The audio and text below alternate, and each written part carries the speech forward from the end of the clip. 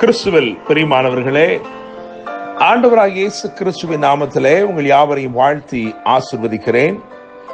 இந்த நாளுக்கென்று தேவன் நமக்கு அருளியிருக்கும் ஜீவ வார்த்தை சங்கீதம் 115:12.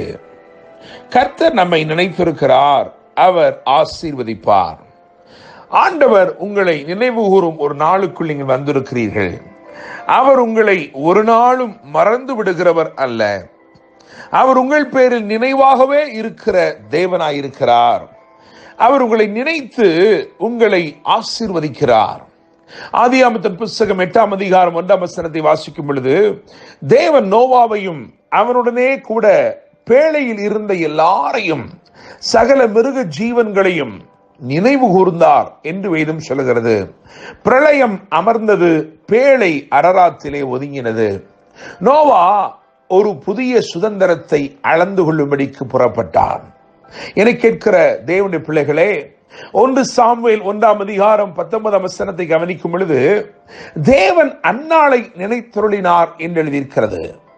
ஒரு பெரிய தீர்க்கதரிசியை, தான் முதல் பெயர்சுவா மட்டும் பெயர் பெற்ற ஒரு பெரிய தீர்க்கதரிசியை பிள்ளையாய் அவள் பெற்றுக்கொண்டாள். மலடி என்று அறியப்பட்டவள் பெரிய சுதந்திரத்தை பெற்றுக்கொண்டாள். என கேட்கிற தேவனுடைய பிள்ளைகளே, உங்களுடைய சூழ்நிலை எதுவாயிருந்தாலும் இன்றைக்கு உங்களை நினைத்திருக்கிற தேவன் நிச்சயமாக உங்களை ஆசீர்வதிப்பார். நிரந்தரமானவைகளை உங்கள் வாழ்க்கையிலே கொண்டு வருவார்.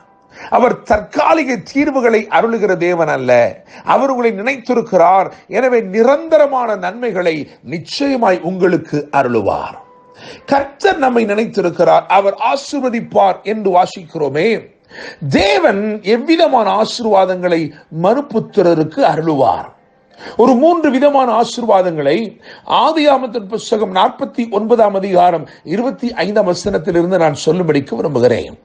அவைகள் எல்லாம் யோசேப்புக்கு அருளப்பட்ட ஆசீர்வாதங்களாய் இருக்கிறது. கிறிஸ்துவுக்குள் அந்த ஆசீர்வாதங்களை நீங்கள் நிச்சயமாய் இந்த நாளிலே பெற்றுக்கொள்ளலாம். அவர் உங்களை நினைத்திருக்கிறார். அவர் நிச்சயமாய் இன்று உங்களை ஆசீர்வதிப்பார். ஆதியாகமம் 49:25 முதலாவது சொல்லப்பட்ட ஆசீர்வாதம் வானத்திலிருந்து உண்டாகும் ஆசீர்வாதம். என கேட்கும் தேவனுடைய பிள்ளைகளே, இப்படிப்பட்ட ஆசீர்வாதம் இருக்கிறது.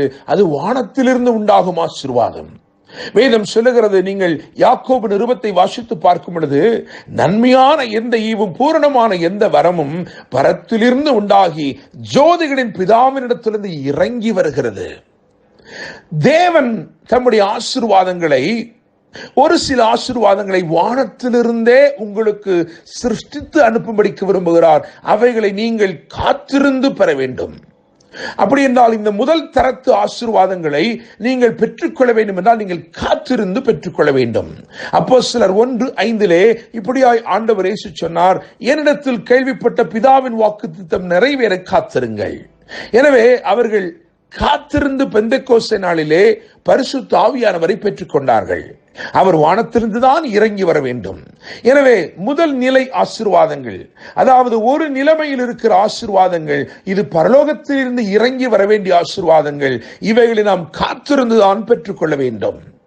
இரண்டாவது ஒரு நிலை ஆசீர்வாதம் இருக்கிறது. அதை குறித்து வேதம் சொல்லுகிறது. நீங்கள் வாசிக்கும் பொழுது ஆதியாகமம் 49:25 இரண்டாவது ஆசீர்வாதம் என்ன சொல்லப்பட்டிருக்கிறது என்றால், கீழே ஆழத்தில் உண்டாகும் ஆசீர்வாதம். சங்கீதம் 33 அதிலே 7வது வசனத்தை கவனிக்கும் பொழுது, ஆழமான ஜலத்தை பொக்கிஷ வைப்பாக வைக்கிறார். இது நாம் காத்திருந்து பெற வேண்டிய ஆசீர்வாதம் அல்ல, இது ஏற்கனவே அருளப்பட்டிருக்கிறது. எனவே இதை கண்டுபிடிக்க வேண்டும். இது கண்டுபிடிக்க வேண்டிய ஆசீர்வாதம், கண்டுபிடிக்க வேண்டும். நீதிமொழி 4:22 எழுதியிருக்கிறது, அவைகளை கண்டுபிடிக்கிறவர்களுக்கு அவைகள் ஜீவனும் உடலுக்கெல்லாம் ஆரோக்கியம். கர்த்தருடைய வசனத்தை குறித்து அங்கு எழுதியிருக்கிறது. அதை கண்டுபிடிக்க வேண்டுமாம். அந்த வார்த்தையை கண்டுபிடித்தால் அது உங்களுக்கு ஆரோக்கியத்தை கொண்டு வருகிறது. உங்கள் உடலுக்கெல்லாம் ஆரோக்கியமும் ஜீவனுமாயிருக்கிறது. இன்னுமாக நீதிமொழியை வாசிக்கும் பொழுது நாம் அறிந்து கொள்கிறோம், மனைவியை கண்டடைகிறவன் நன்மை கண்டடைகிறான் என்று எழுதியிருக்கிறது. கண்டுபிடிக்க வேண்டிய ஆசீர்வாதம். ஒரு மனிதனுக்கு ஒரு திருமணமாக வேண்டிய ஒரு மனிதனுக்கு அவனுக்கு அந்த லைஃப் பார்ட்னர் என்று சொல்வது இனிமேல் சிருஷ்டிக்கப்பட வேண்டியதல்ல. அது பரலோகத்திலிருந்து இறங்கி வர வேண்டிய நன்மையும் அல்ல. அது ஏற்கனவே சிருஷ்டிக்கப்பட்ட நன்மை ஆயிருக்கிறது. அவன் அதை கண்டுபிடிக்க வேண்டும். எனவே முதலாவது வானத்திலிருந்து இறங்கி வர வேண்டிய நன்மை, அதை காத்திருந்துதான் பெற வேண்டும். இரண்டாவது நாம் கண்டுபிடிக்க வேண்டிய நன்மை.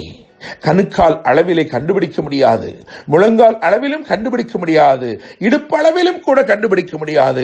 ஆனால் அந்த நீச்சல் ஆழங்களுக்குள் செல்லும் பொழுது தேவன் நமக்காக அமைத்து வைத்திருக்கிற ஆசீர்வாதங்களை அங்கே நாம் கண்டுகொள்ள முடியும். தேவனுடைய பிள்ளைகளை, மூன்றாவது ஆசீர்வாதமாக ஆதியாகமம் 49:25 என்ன சொல்லப்பட்டிருக்கிறது என்றால், ஸ்தனங்களுக்கும் கற்பங்களுக்கும் உரிய ஆசீர்வாதங்கள்.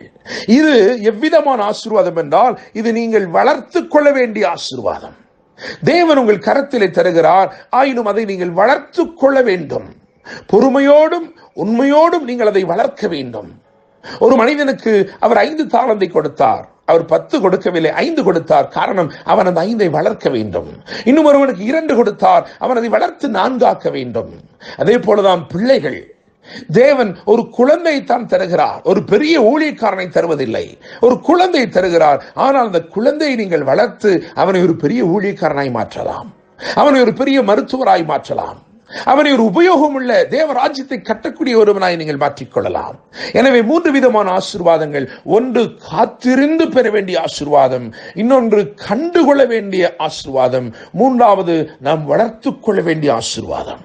தேவன் இப்படிப்பட்ட ஆசீர்வாதங்களை இன்று உங்களுக்கு தரப்போகிறார். எனவேதான் வாக்கு பண்ணியிருக்கிறார். கர்த்தர் நம்மை நினைத்திருக்கிறார், அவர் ஆசீர்வதிப்பார். இன்று கர்த்தர் இந்த வார்த்தைகள் மூலமாய் உங்களை ஆசீர்வதித்து உங்களை மேன்மைப்படுத்தி வாழ வைப்பாராக. என்றும் அன்புடன் pastor Daniel Moses. God bless you.